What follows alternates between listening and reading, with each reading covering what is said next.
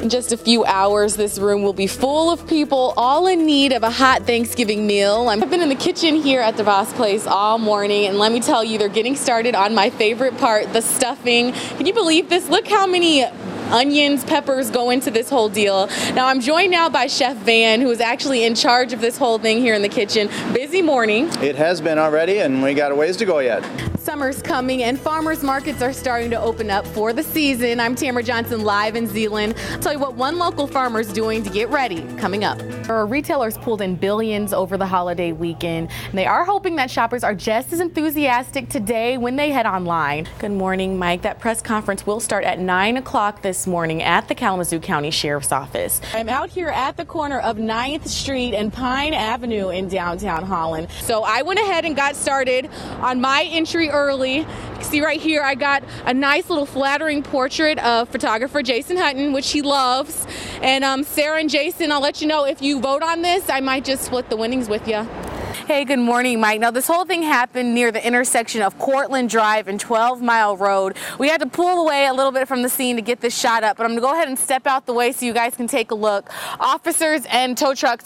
Hey, good morning, Sarah. You know, one of the first things you notice standing out here is the very strong smell of burning wood and plastic. Go ahead and take a look. 2 businesses were actually destroyed in this fire. One, Head Key Paintings, which is located right there on the end.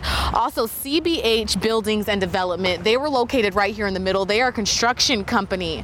Now, a firewall actually prevented the flames from spreading over here to Air Technologies, which sits right next door. I've been talking to workers from there. They say besides some water and smoke damage inside, everything pretty much seems to be intact. Now, the fire first started around 11:30 last night. Fire crews were here on the scene until about 6 this morning fighting hot spots.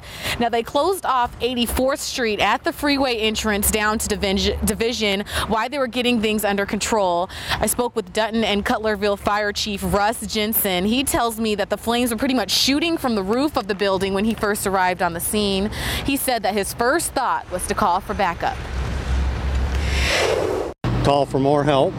End up with Cutlerville's area, Byron, Dutton. Kentwood came with their air trailer. Caledonia came with their tanker and their trailer. And then Wyoming was also here with their aerial. So a lot of different departments helping each other out. You guys, luckily no one was inside at the time of the fire. Chief Jensen says they're still looking into how it could have started or which business it actually could have started in. Now, you guys, we're going to continue following that investigation and make sure to update you with the latest as it becomes available. Reporting live in Gaines Township, Tamra Johnson, Fox 17 News. At Dickerson Elementary, how much did we raise for kids' food baskets? Armed with our flip cam and $200, Miss McFarland's 5th grade class decided to help 5 charities. I strolled down and I see kids' food basket. That was first on the list. Kids Food Basket provides take-home meals for needy students. We are taking all these books and donate 100 brand new books for Project Night Night. The organization provides care packages to kids just entering foster care. Students also reach globally, sending $70 to support water purification in Kenya. And we saw this video that they didn't have no water for their hospitals, their school, and people was getting diseases from the nasty dirt water and stuff. The next one is Kiva, which is a $25 loan to individuals all over the country, and then when they pay that back, you get to pick another person, so that's an ongoing charity. But it wasn't all just work. They organized a school-wide dance-off, raising $120 for the Reading is Fundamental program. It gives students in this area free books 2 times a year. They then took to the phones. Do you have a minute to talk about some charities you might be interested in? Asking the community for help. We are giving $25 to Kiva. Would you match our donation? Taking our $200 and turning it into over $3,000. I say that, what if that was me? I would like someone else to do that for me, just like I'm doing it to help them. And the kids want to keep doing stuff. They say, oh, I did this week for someone. I tried to pay it forward. In Grand Rapids, Tamra Johnson, Fox 17 News. Like a scene straight out of a movie. 7 dead. The gunman, 34-year-old Roderick Dantzler, took off on a shooting rampage through the city of Grand Rapids. Family's just torn apart, all in the blink of an eye. If one person could do this to somebody, this is terrible.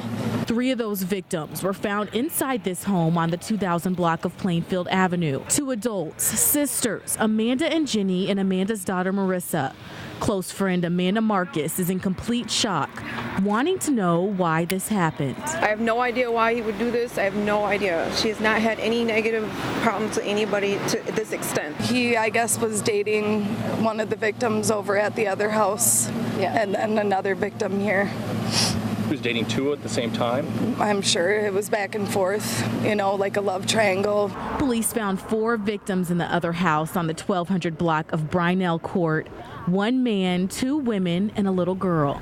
This is stuff you hear about in Detroit and other places. You just don't think about it in your own neighborhood, and it's just shocking. Thursday, the mother and grandmother of those killed in the home on Plainfield cried after learning the news.